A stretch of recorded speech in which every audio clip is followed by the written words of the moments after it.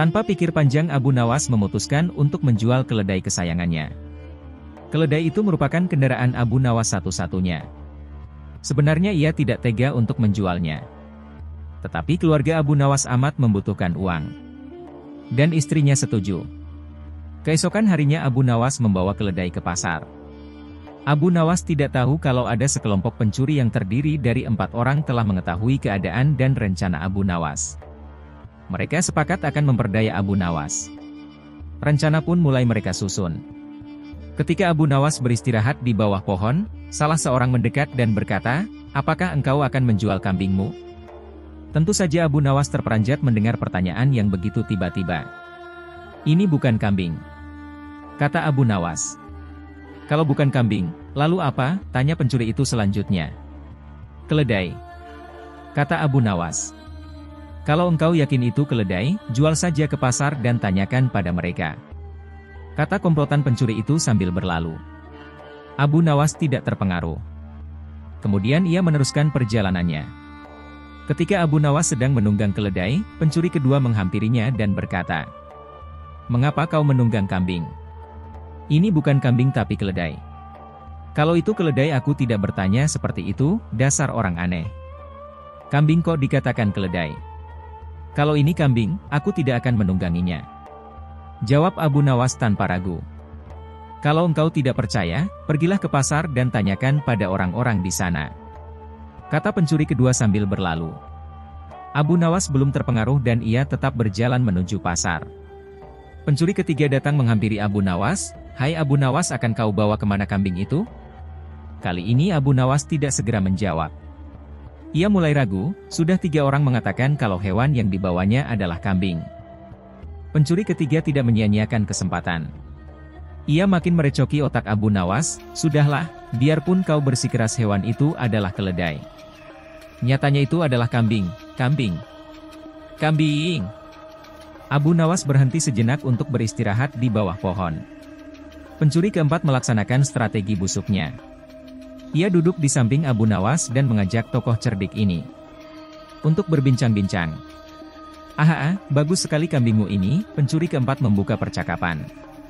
"Kau juga yakin ini kambing?" tanya Abu Nawas. "Loh? Ya jelas sekali kalau hewan ini adalah kambing. Kalau boleh aku ingin membelinya. Berapa kau mau membayarnya?" 3 dirham. Abu Nawas setuju. Setelah menerima uang dari pencuri keempat kemudian Abu Nawas langsung pulang. Setiba di rumah Abu Nawas dimarahi istrinya. "Jadi keledai itu hanya engkau jual 3 dirham lantaran mereka mengatakan bahwa keledai itu kambing?" Abu Nawas tidak bisa menjawab. Ia hanya mendengarkan ocehan istrinya dengan setia sambil menahan rasa dongkol. Kini ia baru menyadari kalau sudah diperdayai oleh komplotan pencuri yang menggoyahkan akal sehatnya. Abu Nawas merencanakan sesuatu. Ia pergi ke hutan mencari sebatang kayu untuk dijadikan sebuah tongkat yang nantinya bisa menghasilkan uang. Rencana Abu Nawas ternyata berjalan lancar. Hampir semua orang membicarakan keajaiban tongkat Abu Nawas. Berita ini juga terdengar oleh para pencuri yang telah menipu Abu Nawas. Mereka langsung tertarik. Bahkan mereka melihat sendiri ketika Abu Nawas membeli barang atau makan tanpa membayar tetapi hanya dengan mengacungkan tongkatnya. Mereka berpikir kalau tongkat itu bisa dibeli maka tentu mereka akan kaya karena hanya dengan mengacungkan tongkat itu mereka akan mendapatkan apa yang mereka inginkan. Akhirnya mereka mendekati Abu Nawas dan berkata, "Apakah tongkatmu akan dijual?" "Tidak," jawab Abu Nawas dengan cuek. "Tetapi kami bersedia membeli dengan harga yang amat tinggi," kata mereka. "Berapa?" kata Abu Nawas pura-pura merasa tertarik. 100 dinar uang emas, kata mereka tanpa ragu-ragu.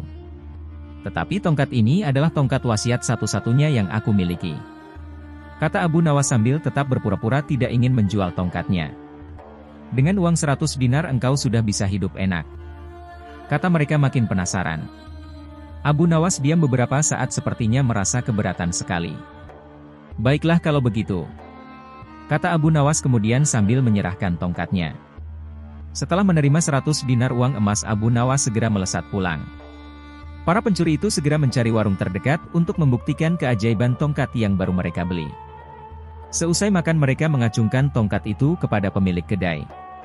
Tentu saja pemilik kedai marah. "Apa maksudmu mengacungkan tongkat itu padaku?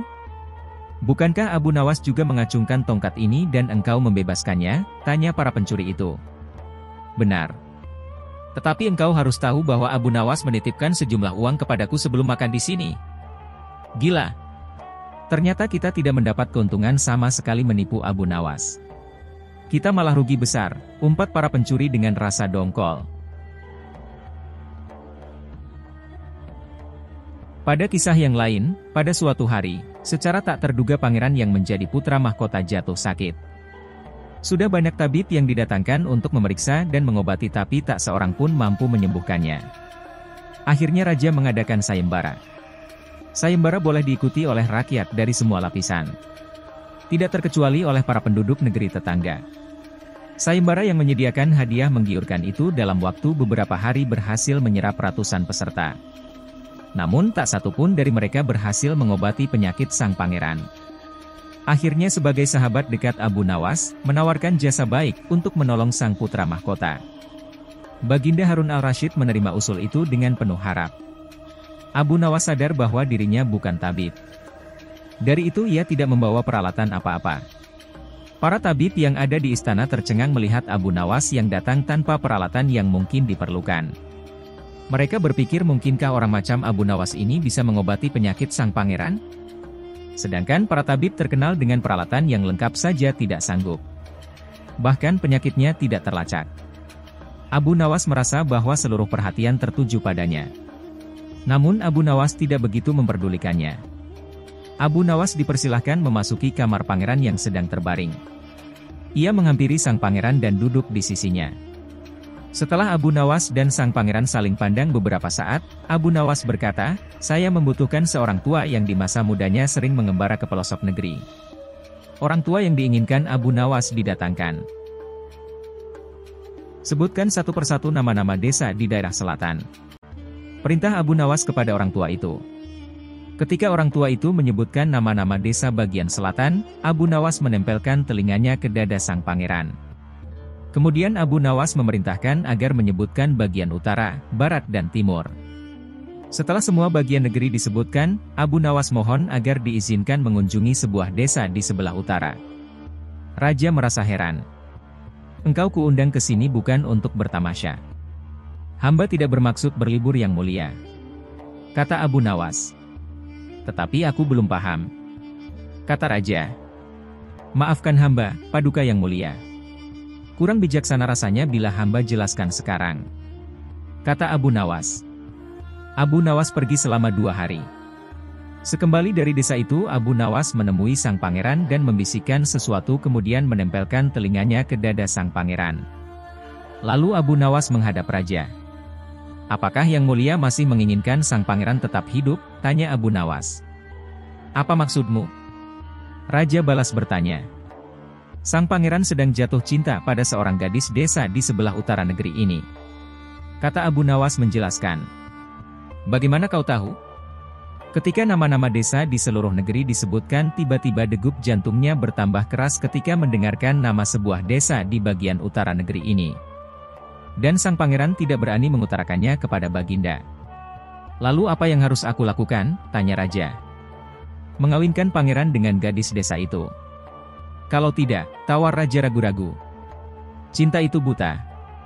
Bila kita tidak berusaha mengobati kebutaannya, maka ia akan mati." Rupanya saran Abu Nawas tidak bisa ditolak. Sang pangeran adalah putra satu-satunya yang merupakan pewaris tunggal kerajaan. Abu Nawas benar. Begitu mendengar persetujuan sang raja, sang pangeran berangsur-angsur pulih. Sebagai tanda terima kasih raja memberi Abu Nawas sebuah cincin permata yang amat indah.